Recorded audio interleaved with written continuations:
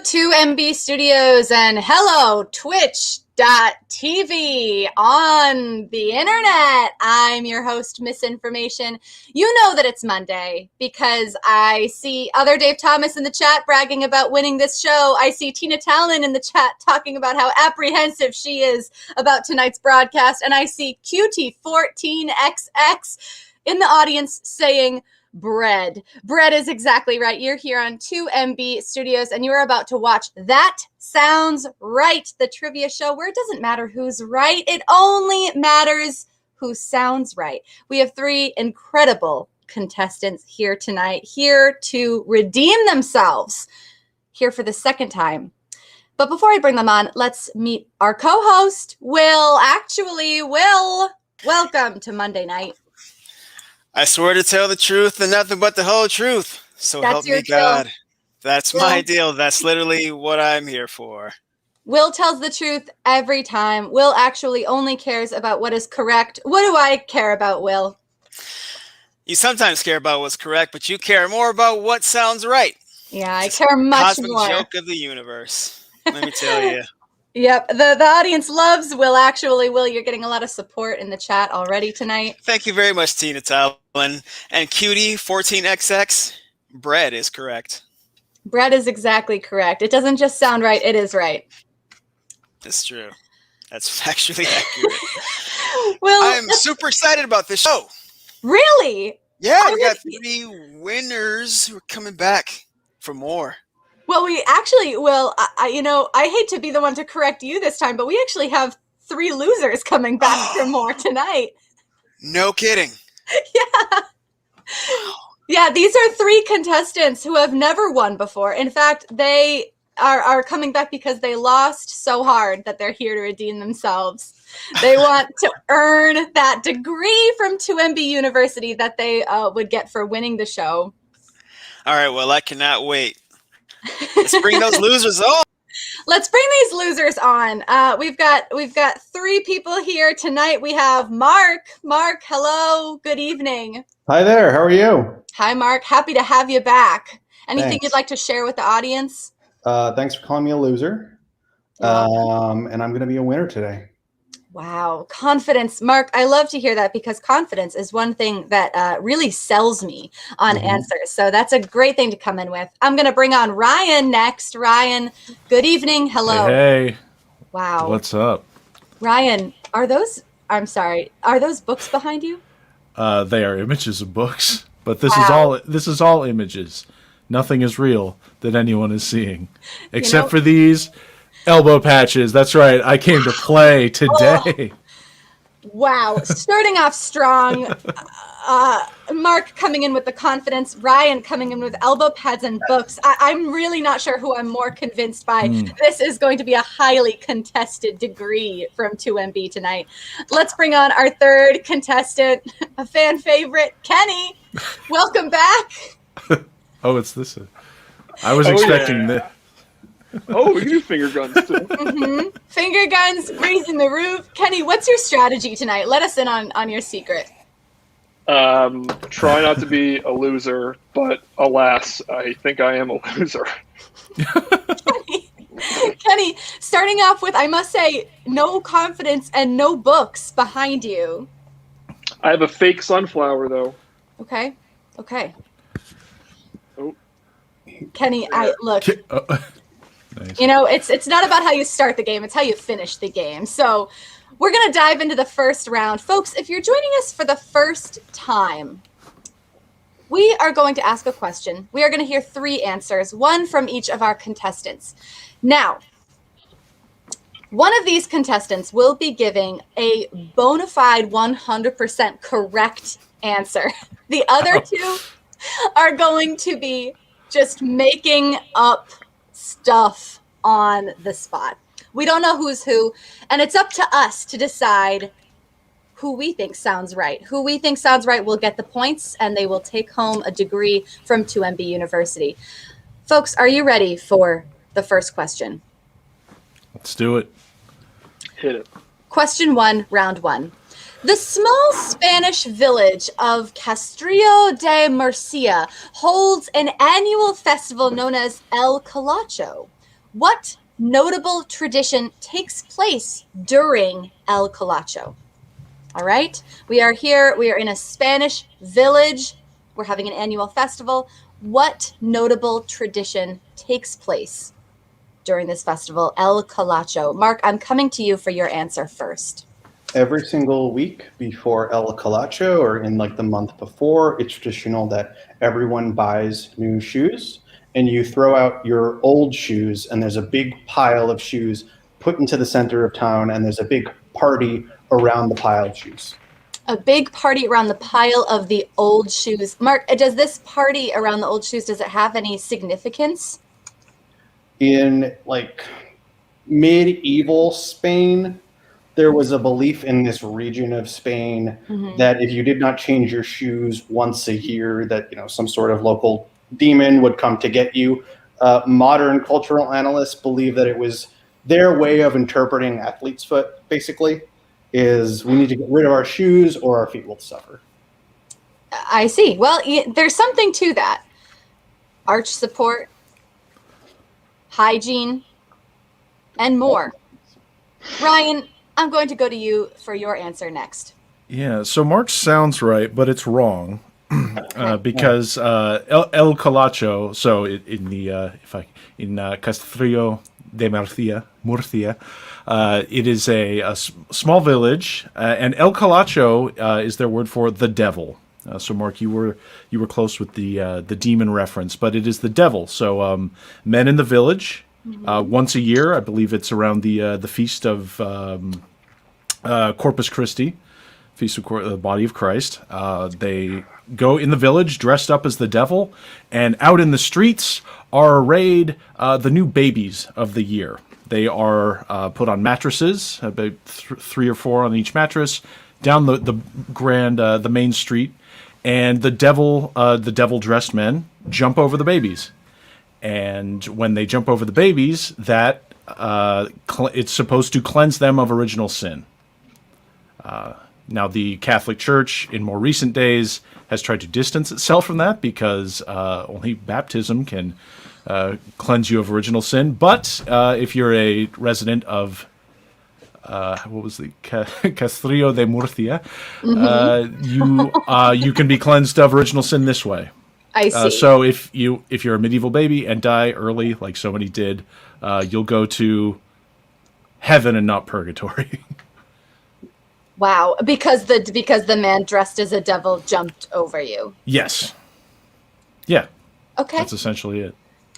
Ryan, you have really mixed reception in the chat right now. I'm just going to say it. Really mixed reception. A lot of people. As long as I have Queet 14XX, that's right. It's Cutie sounded right, but Queet, I believe, is how it is spelled. Cuite. Queet. I see that. Is on my side. I'll be happy. Ryan, you know what? I'm going to hold off on any other follow-up questions for now. I want to hear Kenny's answer. Kenny, what's your answer? What's the tradition? Yeah, I just got to say real quick, Ryan can't be right. Diablo is devil in Spanish. We have multiple words for the devil in English, Kenny. What are they, Ryan? Don't I know it? The demon, devil, Satan, Beelzebub. I could go on, but I won't because at least 2 of those were English for sure. Kenny, go ahead. What's your answer? Well, a lot of so it's centered around Colacho is actually, this is a fun little aside. Colacho is centered within the Basque region of Spain, and for those of us who know the Basque region, they have a lot of prominent footballers come from there. Soccer in America, football in Europe, and in the rest of the world. Sure. So Colacho, actually, what the tradition was that the local youth academy would come into the small Spanish village of Castillo de Murcia, and they would annually they would do this annually. They would annually have the youth academies come in. Other youth academies from the place would come in, and they'd have this big, grand football match in the town center. And that's the tradition that they've actually kept going. Fun fact, Sergio Busquets, who plays on the Spanish national team, He was one of the founding Youth Academy players in that tournament. Wow, that is really interesting, Kenny. Let me, I'm seeing in the chat that Exploding Lobster just got here. You're not too late, Exploding Lobster. It's only the first question. Let me summarize these answers for you. So Mark says they all take off their old shoes, put them in a pile, and dance around them. Ryan says they put the babies... Sorry, all the new babies, they put them on mattresses in the town, and a man dressed as the devil jumps over them, over the babies. And Kenny's answer was they have a youth soccer game. Yep. Yeah. Okay. 3 really reasonable answers. Two of them are somewhat related to feet, shoes, and football. If it's in the Basque region of Spain, Kenny, and Basque is a very different language from Spanish, why is it called El Colacho, which sounds like regular straight Spanish? Yeah, I feel like there'd be a lot more X's in there. See, Mark, you picked up on that, and I'm glad you did. So they actually, other regions of Spain, they actually held something similar, something quite similar. And the Basque region, they were like, no, we know what we're doing here. So let's actually mock the other regions of Spain by naming it something in traditional Spanish rather than the Basque dialect. So thank you for clarifying that. And why would a small village attract football teams from the entire region? You know what? You're throwing out some excellent questions, and I just gotta really applaud you for that. It's because you ever heard of Pele? Everyone knows Pele. Of course. Pele actually visited this city center, years and years ago, and everyone thought, he spread his magic there, so that's why everyone comes to the city center to get a little magic. Mm-hmm. Okay. The support in the audience is all over the place. Audience members, if it's your first time here, I always like to say I'm very swayed by the chat. By where support is going in the chat. Yeah, these guys are good. Endorphin. But they all are losers from previous rounds, in fact. So they really have to make up for lost time here. For this first point, I am going to go with Ryan. Ryan, I wasn't quite sold about putting babies out on mattresses. That sounded, I don't know, dangerous to me. I think babies have special mattresses with bars around them so they don't roll away. But Ryan, you would know that. You have a baby at home, I believe. They're already electing to throw caution to the wind with somebody jumping over them, so I don't think they're concerned about guardrails. Yeah, somebody jumping over the baby. That sounds frightening to me. But you had just such a stellar pronunciation of the village, and you have a lot of support in the audience. So those two things together are going to push me over to say, Ryan, you sound right. I'm going to put 5 points down for Ryan for sounding right about this village tradition. Well, actually here, Ryan sounds right, and he is right. Ryan is Congratulations, right? sir. You're right. Wow. Congratulations, Ryan. Thank you. You sounded right. You were right. We're off to a strong start. Let's move on to question 2. Question 2 is, where does the phrase dog days of summer come from? We all know the phrase dog days of summer. It means that we're in the summertime. So where does this phrase come from? Ryan, you're up first. Right. So this phrase comes from, obviously you think of calendars, you think of the Romans, right? All the months are named after them. And the dog days of summer, so summertime, the months, there used to be 10 months, right? And wintertime was just no months. It was just not time. And then Julius Caesar comes along, and suddenly there's July. And then Augustus comes along, suddenly there's August. So Augustus, it's the beginning of the Roman Empire, transition from the Republic. And if now think back to the founding of Rome, who Romulus and Remus, the two mythical founders of Rome, they were suckled by it's always referred to as a she-wolf, not a term I love, but they were raised by a wolf essentially. Then there's a Cain and Abel thing where Romulus kills Remus. But anyway, so you see this depiction a lot. There's a wolf suckling to infants. So in order to sort of assert his power and to get his new month accepted by the public, there was a Roman festival called Lupernalia that was held at the beginning of August. And so this was referred to Lupernalia, the wolf, dog, and it sort of trickled down through time. Italy, different regions had similar festivals that hung on for a while, and it was sort of trickled down through England, a former Roman colony, as the Dog Days of Summer. Because Romulus and Remus were raised by a wolf. Yes, this was a very strong image in the Roman psyche at the time, so Augustus wanted to capitalize on that. So the first week of August were what you would call now the Dog Days. I see. All right. Ryan, that was a lot of details, and some of them I know were true, but does the whole answer sound right? We'll have to find out. Kenny, what's your answer? So Dog Days of Summer, it actually stems from Three Dog Night, the band back in the 70s. And what it was basically that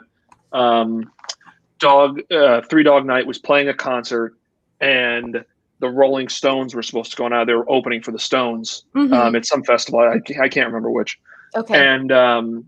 And so Three Dog Night's up there doing their thing, and then Stones are off stage left, and Mick Jagger's like, "Hey, we gotta get up there," and Three Dog Night wouldn't leave. So then when Mick Jagger was like, "This isn't the Dog Days of Summer. What are you doing?"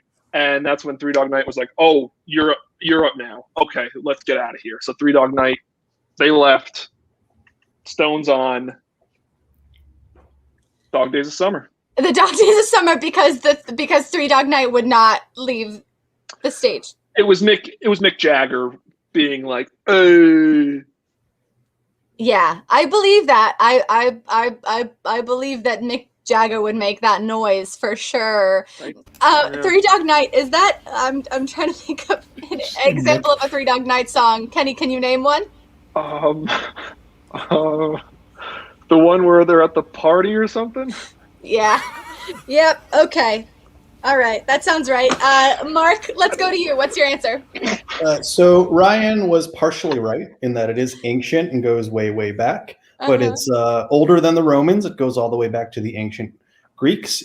We now have in English what is sort of a descendant of the original Greek phrase. Summer is when the star Sirius first appears in the sky.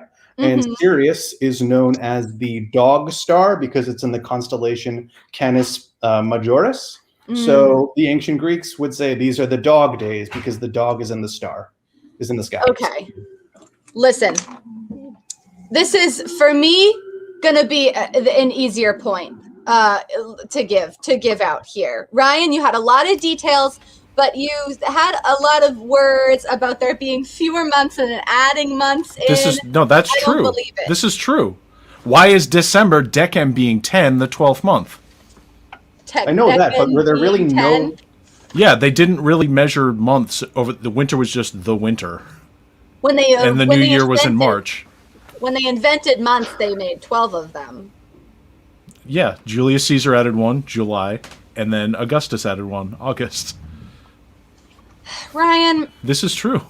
That does not sound right to me. That is right. Wouldn't that really mess up the length of a year? Where did the extra days come from? Winter. They just didn't have a month. They didn't count months in winter because you didn't do anything. And yet this was for measuring agricultural. Summer. Ryan, your story is unraveling. This is all true. Kenny, name a Three Dog Night song. Mama told me not to come. He looked at the computer. Listen, Mark has a lot of audience support, and I know that is a constellation. I'm not sure about the 10 months out of the year thing, and I'm not. Although Kenny had a great Mick Jagger impression, we'll see if that comes through in your bonus points, Kenny. But we're gonna go ahead and give Mark 5 points for sounding right. That makes the most sense to me. A constellation shaped like a dog, allegedly, is why they would call it the dog days. Yes. Well, actually here, Mark sounds right, and I want to say that he's actually factually right as well. That's what's more important, that he's factually correct. Misinformation is killing it. Well, I personally, I think it's more important that Mark sounded right, and I think that's why Mark deserves the points, but I'm glad that you're getting what you want. Fair enough. Ryan, Me and Will have a really great relationship. Ryan, Everybody. did we really not have calendar in winter, or were the months longer? No, there was. You didn't count months in the winter because the calendar was for agriculture, and you just don't do anything in the winter. I always Ryan, thought they were just longer. That is a true ththing. Wow. Ryan, I already gave the points. You don't have to lie anymore. Okay. There are 12 months in the year. I'm not lying. The third question in the first round is, what famous writer was brought up on formal charges violating the Geneva Convention, and why? A writer? Can you imagine? What famous writer was brought up on formal charges of violating the Geneva Convention, and why? Kenny, your answer first, please. So, let me real quick. Let me take a step back and kind of paint a picture. The year was 1940. Okay, the war almost had started, but the world was in turmoil. Okay, fast forward a couple of years. Okay, right? Ernest Hemingway. Everyone knows Hemingway. Of course. Drank a bunch and wrote some stuff. He was actually at Normandy. Now, he didn't storm the beach at Normandy, but he was there and just kind of hung out because he was a writer, and everyone's like, we don't want this, writer to get killed because that would be bad. So he was there at Normandy. So he lands at Normandy once, the Allies take the beach, and then he actually teams up with a general out in France, and he's there as a correspondent, right, to try to take notes and an account and all this cool stuff. And while he's in Paris, he meets this group of militia, this kind of freedom resistance militia, and they actually appoint him his leader. So he was essentially like the captain of this little militia that he wasn't supposed to be leading. Now, all this to say, that's in direct violation of the Geneva Convention, because you can't have a civilian lead a resistance group, essentially, like a form of like a militia, basically, and that's why he was in violation of the Geneva Convention. So he was leading them just in sort of a casual sense. He was their de facto leader. They didn't have a leader. Wow. Here comes Hemingway. Hemingway saunters in with his his whatever he drank in a book. Sure. And I imagine they were he like, was, that's the guy. Very charismatic, very golden-throated as well. I mean, we all know Ernest. We all know Ernest. I sure do. Have read plenty of, all of Hemingway. So yeah, Kenny, that could be right. Mark, let's hear your answer. The answer is famous philosopher Martin Heidegger.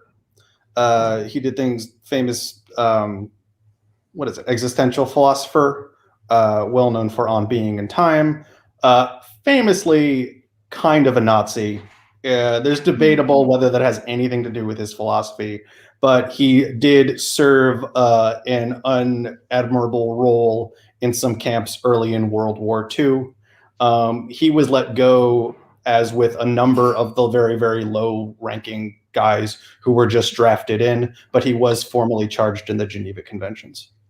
And I don't think I'm familiar. What's his name, Mark? Martin Heidegger. Martin Heidegger. On Being and Time. Ah, I see. Yeah. Thank you, Mark. Kind of philosophy. That brand. That brand of philosophy. Ryan, do you have an answer? You're going to have to unmute to give it. Right. But if you'd like to. The babies have stopped crying. So, yes. Maybe the devil's jumped over that by now. So this was the, it was actually, so between World Wars I and II, there was a little something called the Spanish Civil War. Some people saw it as a forerunner, sort of a practice round for World War II. And Italy and Germany were very much behind Franco's side. not the Republicans, the other side, the fascist side. They were supporting them with arms, with troops. The Republican side not getting so much support from the U.S., from Great Britain. So a lot of people volunteered to go there. A lot of left-leaning people, including famous author George Orwell of 1984 and Animal Farm fame, and he fought against the fascist phalange on the Republican side. He was there at was that Madrid, where he said no pasaran, and but because he was a British national, fighting a war against the internationally recognized government, it was seen as illegal. And after the war, a lot of these rebel fighters were rounded up and by the fascists, and they kind of used the Geneva Conventions against them. And he served it was like an 8-year prison sentence because of it. Yeah. Wow, an 8-year prison sentence. Listen, Mark, Ryan, Kenny, you all know history is not one of my strong areas. Luckily, I'm not here to find a correct answer. I'm here to find an answer that sounds right. These answers had a lot of details. They had a lot of historical details that who's to say whether they were right or wrong? Certainly not me. You know, the support in the chat it's hard to say. Ryan, you have some support. Mark, you have some support. I think, Ryan, a lot of your support is coming from the fact that you really look right now aesthetically like you would know about history. But you know what? I'm going to go ahead and walk my own path here. I'm going to give 5 points to Kenny. I'm just going to ring my bell right away. 5 points to Kenny, because it was honestly the only answer that I found entertaining. And I'm going to go with entertainment value here. I really like the idea of Ernest Hemingway walking into a bar and just leaving. Chat says he died before the 20th century. I'm not sure what the dates were, but I'm going to go ahead and give points where points are due. Kenny, that was a terrific story. It was believable. It sounded right. Will actually here. Hi, Will. Would you believe that it's right? Wow. What? You're kidding. No Will. way. Oh, chat was wrong. Is that true? Correct. Wow. Died in 1961. Kenny's trick is saying real things in a goofy voice. That's the trick. What are you talking about? Yeah. I'm on you, gang. True fact. I'm just going to take a moment to revel in this, that I didn't listen to anybody. I hosted my own show, and I gave points to the answer that I found compelling. And look at that. Once again, me and Will actually are on the same page. It feels good. Wow. 3 for 3. Feels great. 3 for 3. That was a strong first round for the friendship of me and Will, actually. A strong first round for all of you as well. Kenny, you were dragging behind for a second there, but you've just tied up the game. How are you feeling? And is there anything that you want to share with the audience? Feeling good. I got to be honest, after the loser comment at the start, I am part of the salty crew. Oh, no.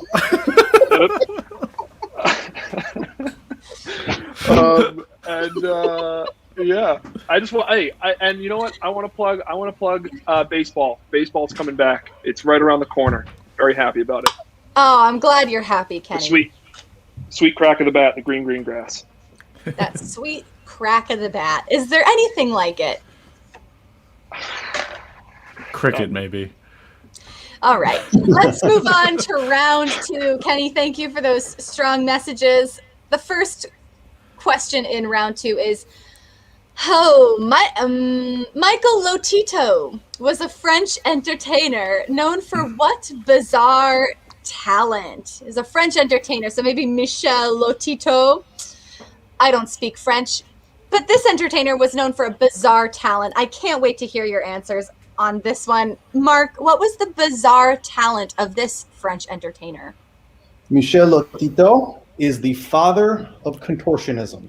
He was the first former to really make a big deal of, hey, everybody, look what I can do with my joints. I can bend over backwards, head backwards between my legs, arms behind my body in weird ways. He was a sensation in his time, which was the early 1800s, and he is the founder of that art. Wow, the founder of that art. Mark, that's surprising to me because I always thought contortionism was more of, I feel like I always see more women doing that historically. Patriarchy. Wow. He was allowed to do it on stage. Mark, you're probably, that's a strong argument. I really can't argue with that. A great answer from Mark. Ryan, what was the bizarre talent of this French entertainer? Yeah, so Michel Lotito was known in France as Monsieur Mange-Tout, Mr. Eat Everything. So Michel Lotito, he had probably what you might call a severe case of pica, the thing where you'll just eat non-food things. Yes. So he would eat usually metal. He'd eat a lot, rubber, glass, metal. He'd eat a bicycle. He'd eat pipes and stuff. But his big stunt over the course of 2 days, the dude ate a Cessna, like a small plane. He ate a plane. He ate a plane. Over 2 days, or was it 2 weeks? I don't know, something like that. But over 2 weeks. Either way, it's pretty impressive. Yeah, it's a small plane, but it's so apparently he had like an abnormally thick stomach and intestinal lining and produced like way more acidic stomach acid. So he could eat this stuff and not get sick. But if he ate soft foods like eggs, he would get sick. If he ate soft foods, he would get sick? Yeah, because of like his extreme stomach acid. I mean, eggs I understand, but any soft food? Pudding? I mean, he is dead. He died in the 20th century, I think. After eating a Cessna? Well, yes, technically. Not directly after, but after he ate the Cessna, he died. Wow. If we are being factually correct. All right, Kenny, let me hear your answer. What's the bizarre talent? So Michel Lotito, he was a singer by trade. He was an entertainer. He was legitimate. He would, he'd go out to the clubs and he'd sing and scat, doo-ba-da-ba-da-ba. But what people didn't realize about Michel Lotito was that he had a really, really, he was one of the first caricaturists. Am I saying that right? Caricaturists? Yeah, Caricaturists. He was one of the first one because when he would start his drawing, he would always, how when you're writing on a poster board, he always, you make the first letter really big and then you're like, oh no, I don't have enough room, so you got to write everything small. Yeah. He did that with the head. He'd make the head really big, and they'd be like, oh my god, I have no more room for the body. Let me just fill in the body here, and let me just, nice little airplane right here and a basketball. So he was a caricaturist. That is a bizarre talent. I like all these answers. He was either the world's first caricaturist, the world's first contortionist, or the world's first guy to eat a plane. And I mean, who could decide between those? I'm going to go... The word entertainer is very funny because to me, watching someone eat a plane for 2 weeks doesn't to me feel like real entertainment. But Ryan, you have a lot of support in the chat. I think it's a compelling answer, and you know what? It sounds right. I believe that a French entertainer would really, make a trade doing this. That was me ringing the bell. I'm going to go ahead and give 5 points to Ryan for eating everything. And that's correct. Again? Wow. Yeah. Ooh. What a wild round. Yeah. Let's keep this party going. Question 2 in round 2 is, what is the origin of the tuck rule? What is the origin of the tuck rule? And you know what? Go ahead and tell me what the tuck rule is while we're at it. What is the origin of this mysterious tuck rule? Ryan, I'm going to go to you first on this. Yeah, so the tuck rule, it's a football rule. About it from, if you remember the Tom Brady game against, ironically, the Raiders, as he was tucking the ball. It was it looked like he was passing and it would have been foul, but they said it was an incomplete pass because he tucked the ball. So that came about actually because of the Raiders, who back in the 70s, they were a notoriously dirty team. Al Davis, the owner, would sign a lot of players who kind of wore out their welcome in other places. Some notorious clothesliners and cleaters, chop blockers, that kind of thing. And they gained this reputation in the late 70s for just almost killing quarterbacks. So people would, I think in the 77-78 season, they took out like 3 different quarterbacks for the season. I can't remember the names. One of them was a like career-ending injury, and it would be as they threw the ball. So they allowed the quarterbacks to, if they saw someone coming, throwing the ball forward, they could tuck it, and at least when they got hit, it wouldn't be counted as a fumble. And so it was there was slightly less incentive for the Raiders to destroy quarterbacks because it would be an incomplete pass. It would be a dead ball when they knocked it out at that point, rather than picking up the fumble and running it in for a touchdown. I see. So this is a football rule to keep the Raiders from killing people. Yeah, to keep quarterbacks safe. Quarterbacks' offense drives ticket sales and popularity in the game. They didn't want their star players in the league being destroyed. Right. And quarterbacks, I believe, are typically the more delicate boys. Yeah, they don't tend to lay as many hits or take as many hits as, say, a running back or a tight end. Yeah. Yes. Ryan, sounds right from what I understand. Kenny, let's go to you. What's the origin of this tuck rule? So I actually know the rule that Ryan's talking about. Ryan's talking about the arm in motion rule, which is to protect those delicate little boys. Yes. But the tuck rule was actually it's another football. It's very very 1-to-1 here. The tuck rule was started because of Giants defenseman end Justin Tuck. What he had on a face mask, and it had way too many bars on the face mask. So he had a pretty stunted view when he was trying to go after. And in one play, helmet. From the football helmet, right. Those delicate, what those delicate boys wear. And what he was doing was he was running, but at one point he couldn't see, so he's just running around the field, and he banged into a referee, and they were like, "We gotta stop this. What are we doing?" And what's the rule? You can't wear masks. The masks. Too many bars on the mask. You can't have too many bars. They have to be kind of spaced out so that you don't run into referees. You need a little something like that so you can. Okay, now I know where I'm going. Kenny, that makes perfect sense because the referees, I mean, they're not in the game even. They really don't deserve any kind of rough treatment. No, I mean, everyone loves referees. Absolutely. Great outfits. What's not to love? Mark, let's hear your answer. I'm glad I'm going last because you've all fallen for my trick question. The tuck rule I was referring to is the rule in British Parliament that your shirt must be tucked in. Because in European courts in medieval times, you could hide a weapon in your shirt. It's like the origin of the handshake is like, sure, I'm showing you I don't have a knife. And then even down to modern times today, even though nobody's carrying a knife. It was they used to carry small knives, assorted weapons in their shirts, and if you were tucked in, you could not pull it out very easily from your waist. It wasn't as easy to get through one level. A knife? Yeah. Yes. Oh, because it would have to be concealed under the shirt. It would have to be concealed. It would be stuck behind a layer of fabric. You would get foiled up before people would notice it'd be a bit faster.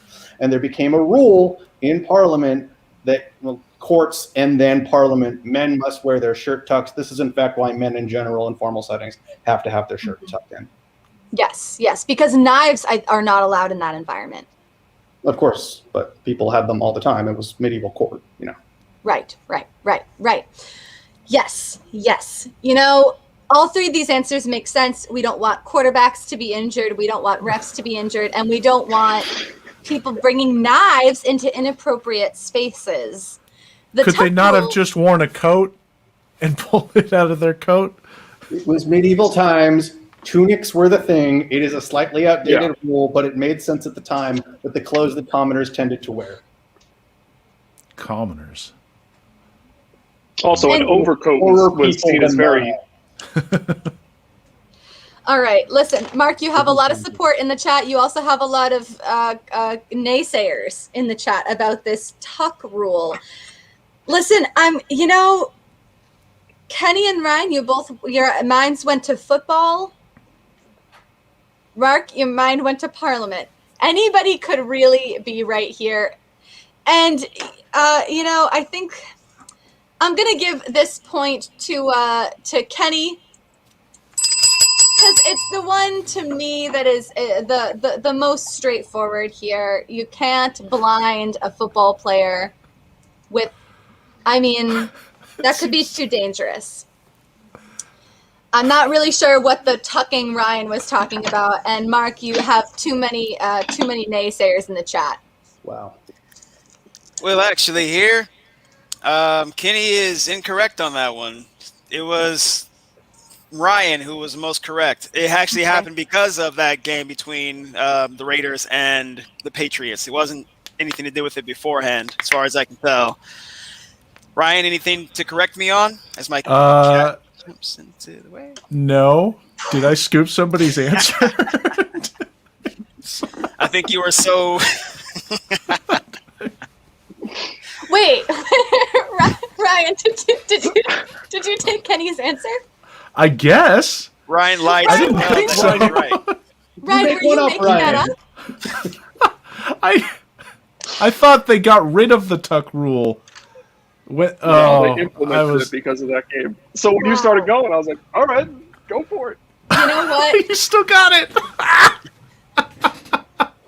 That's unbelievable. Ryan, I just have to point this out, Ryan, that's the second time that you've accidentally said a correct answer on this. The whole thing about the Raiders was not true, I don't think. Wow. Well, you know what? I gave the points to Kenny anyways because I didn't. Kenny's was honestly the one that gave me the clearest sense of what the tuck rule is. Not too much bars on the football helmet. That made so much sense to me. Very clear. It sounded right. Kenny has 5 points. We're moving on. This. Ryan, you're really getting it in the chat now. I'm going to go ahead and move on to the third question, which is... This one's for you, Kenny. Impeachment was originally brought to Richard Nixon due to his involvement in the Watergate scandal. What was the other event that brought a second separate motion to impeach? Okay, we're talking about Nixon. Okay, very famous president, Watergate, bird lover, and president of the United States. So what was this second motion to impeach after Watergate? Kenny, you first, please. So the second motion of impeachment for Richard Nixon.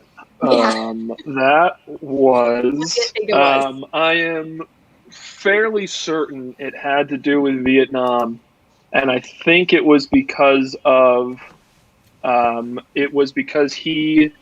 and Henry Kissinger authorized covert bombings of Vietnam, Laos, and Cambodia without the Senate's without Congress's approval, and without his cabinet approval. So he basically just bypassed everything that we do before we declare war on someone and just did it. Okay, so he bypassed the cabinet. Yeah, he bypassed the standard rules for going to war and just kind of did whatever he wanted to because he's a scumbag. Okay, so Kenny's answer is Richard Nixon did whatever he wanted to. Got it? Yeah. Mark, what is your answer? Richard Nixon, before he was elected, was a senator from California. It was related to Vietnam and it was related to going around people, but he was not yet the president. This came out later. It was for something he did when he was a senator that came out later while Watergate was happening, was that he as a senator was part of the negotiations with the Viet Cong. And he actually put off something that might have ended the war sooner, that might have made the Democrats look good and caused him to lose the election. So he kind of scuttled early Vietnam peace talks that he was a part of to buttress his own campaign. Okay, so he was when he was a senator, he was part of these Vietnam peace rallies. Yeah, President Johnson had sent him as part of a U.S. delegation, not a rally, the actual diplomacy.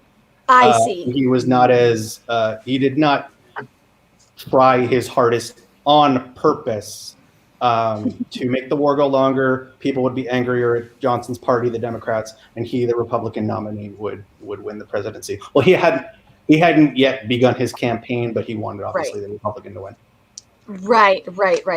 Wow. So a lot of scuttling going on. Kenny scuttling as president, Mark scuttling as senator. Ryan, what is your answer? Yeah. So these are both things that should be impeachable offenses that he should have been impeached for.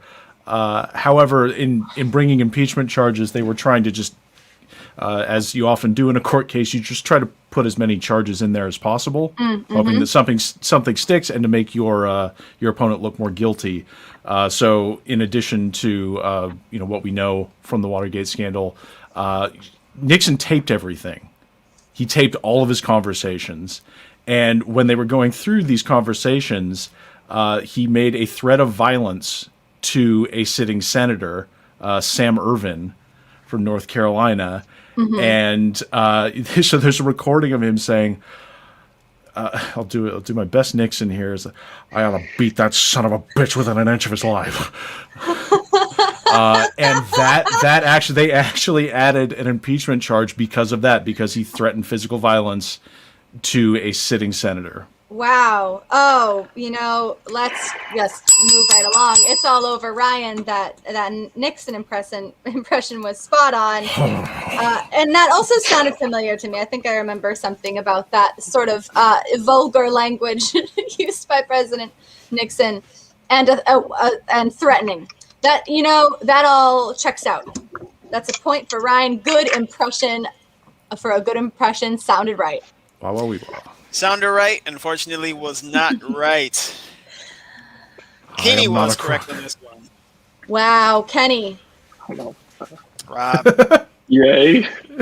Well, it was one of the scuttling answers, I guess. Kenny, you can say yay all you want. You got no points for that answer. We're at the end of our second round. Ryan has pulled ahead. Ryan, so far, you are winning. How are you feeling? Are you feeling confident? Is there anything that you want to share with the audience? I'm feeling okay. The specter of loserdom is hanging over me still from last time. Don't feel great about scooping Kenny's answer. That was not intentional.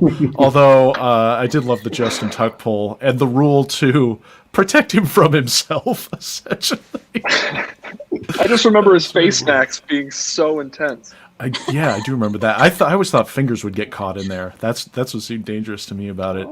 But you can check me and oftentimes everybody here out on 2MB every other Friday for 69 minutes of Sex with Me. Every time I say the title of that show, I'm like, I got to go into the explanation. It's not actually Sex with Me. No, it's a fun joke telling show. We tell dumb one-liner jokes for 69 minutes, and they're dirty. And if you're a subscriber to the channel, you can throw that 69 up in the chat, baby. Throw up those 69s for Ryan. Yeah, we'll be on this Friday. Check it out. 9 right here p.m. this Friday, 9 p.m. 69 minutes of Sex with Me. There it is. Let's run into the third round here. Question 1. What makes the Lithuanian language particularly special? It's special to all of us, the Lithuanian language, but why is it so special? Mark, what's your answer? Lithuanian, according to modern linguists, is the single language that is closest to Proto-Indo-European. Proto-Indo-European is this language that was spoken in like the Ural Mountains, Ukraine area. That is now considered the ancestor language to so many languages throughout Europe, into the Balkans, into the Middle East and through Iran and into India. And they all stem from this one language, and Lithuanian is the single closest. Lithuanian is the single closest to this old language. Yes. Okay, excellent. Ryan, what is your answer? So Lithuanian is I assume it's old. I don't think there's not a whole lot of written records, so we don't know quite how old, but it is you know how a lot of languages have like masculine and feminine, or masculine, feminine, and neuter nouns? Yes. Lithuanian they don't have that. They have animate and inanimate nouns. So certain things, it's kind of hard to... Living? Yeah, so they have different art. You know, like Spanish would have la for a feminine noun, el for masculine.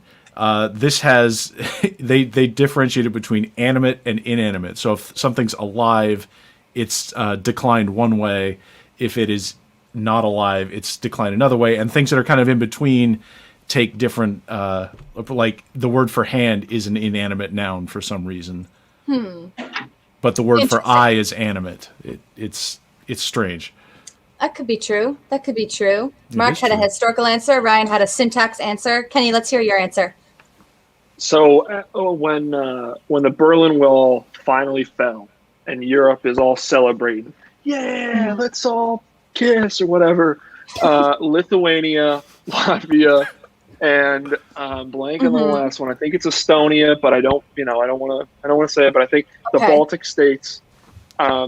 What they did was kind of Latvia went up there and was like, "What should we do?" But Lithuania was like, "I don't know what's going on," and Estonia was like, "I don't know either. What's going on?" So what Lithuania did was Lithuania said, "You know what? We've been speaking Russian for so long. We're not Russian. We're Lithuanian." Right. So let's take that and let's add a little, let's zhuzh it up a bit. So what they did was they combined, they combined a little Italian and a little Russian. Okay. Lithuanian. Got it. Yep. Great. Let's give 5 points to Mark. Mark sounds right for that nice. Lithuanian's a constructed language. And Mark is correct. There we go. Let's moving right along, folks. We're coming up on our time, so I'm going to time your answers, not with a clock, but just sort of with my, gut feeling. And I'm going to give you the bell if we got to move on. Question 2 is, what is Demodex? What's Demodex? This is just, I'm just looking for what it is. So you really got like 5 words here for what's Demodex. Ryan, go ahead. Demodex is mites. It's a genus of mites that live on the skin of mammals, including humans. They eat dead skin cells and sebum. They live especially in your eyelashes and eat your dead eyelash skin. Oh, could be true. Kenny, what's your answer? Demodex was the first iteration of a Rolodex. That could be true too. Who knows? Mark, what's your answer? The Demodex is kind of a lesser version of the Rosetta Stone. It demonstrates words, Demodex. It was found in the Greek island of Lesbos, and it translated Greek to a number of smaller languages around it. Oh yeah. That's the one, Mark. That sounds right. Demodex, there's that. It's the word calculator. We love it. Unfortunately, that is not correct. It is Ryan.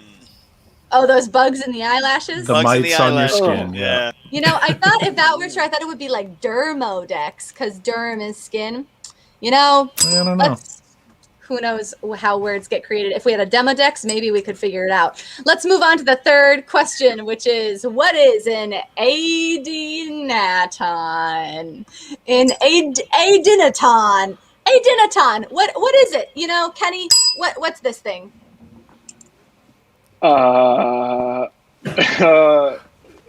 is the only thing I can come up with. Is it a fan of DeAndre Ayton, the Phoenix Suns center? Yeah, probably that. Mark, what's your answer? An adinaton is a figure of speech in any language that implies that something is impossible by mentioning something unlikely. So in English we have when pigs fly or when hell freezes over. Those are adinatons. Because that thing would not happen. Yeah, it's any figure of speech in any language where you mention something impossible as an idiom for impossible things. Okay, got it. Yep. Okay. Ryan, what's an adynaton? The adynaton is the most recently discovered subatomic particle, and it was discovered this year at CERN. Wow. Ooh, science. 5 points to Ryan That's for cool. science. Adynaton. You know, that makes sense because proton, neutron, Higgs boson. Yeah. boson. Yeah. Higgs boson. Peloton. Peloton. Microtron. Wrong. Unfortunately, Mark was correct on that one. Mark? Yeah. When pigs fly, it's an adynaton. Well, now I learned like a that. new word. But, Ryan got those points, so Ryan is in the lead. We're going to go right into the lightning round here. Ryan has 20 points in the lead. Mark, 15 points. Kenny bringing up the rear with 10 points. We're going to do a few bonus round question. Audience members, your points are the ones that count here. My points are none. They don't exist in this round. I'm not going to give any of them. You, audience, can give points by putting somebody's name into the chat, and they will get a bonus point. Let's pull up those bonus round questions. We just have time for a few here. There we go. Here they come. Kenny, let's go ahead. Throw a name in the chat if you like this answer. Kenny, what is this? Thor. Yep. Ryan, what is this? That is a heads-up display in an aircraft. Mark, Air what is Force this? footage of a UFO. Will, what is this actually? It's a Tic Tac UFO. Mark is correct. It's a Tic Tac UFO. That's an official Yeah. name. I think I was also right. But It's, I know. it's up for interpretation. The audience's interpretation, to be specific here. I would have said Santa, says Maxim Lazarus. Let's go ahead and go to the next one. Next question. Where is this, Kenny? Where is this? That's the old penitentiary in Pennsylvania, the oldest one in America or something. That's haunted. Yep. All right. Ryan, where is this? Leper colony in Molokai, Hawaii. Whoa, Mark, where is this? Ellis Island. Will, where is this actually? It's Sing Sing. Oh, A prison. Oh, New York. You. All right, Mark was close. let's do it. It's getting close in the points here. Let's go ahead and do another one. Kenny, what is this? Oh, that's the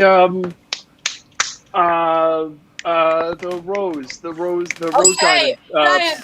The world's biggest sapphire, the Queen Betty. Mark, what is this? That is the actual namesake Bombay Sapphire. Will, what is this actually? It's the Hope Diamond. The Hope Diamond. Kenny, is that what you were trying Blue for? diamond. Yep. All right, last one. That was the last one, and we have a winner. We have a winner. Somebody giving points to Will, like every week. So Will, you're officially going to come in 4th place. I am going to come in no place at all. And in 1st place, no longer a loser, with a degree from 2MB University, is going to be Ryan. Ryan, congratulations! Glorious. You I are. won't give in. You are the winner of tonight, a loser no more, and a graduate from 2MB University. Kenny and Mark, thank you for coming out again. The salty crew now contains both Kenny and Mark, and probably Will, actually, after the night that we've had, but we're still friends, and you can catch us right back here next week. Stay tuned for Poof starting right now. See you next time, everybody. Have a good Monday. Bye. Bye. Bye.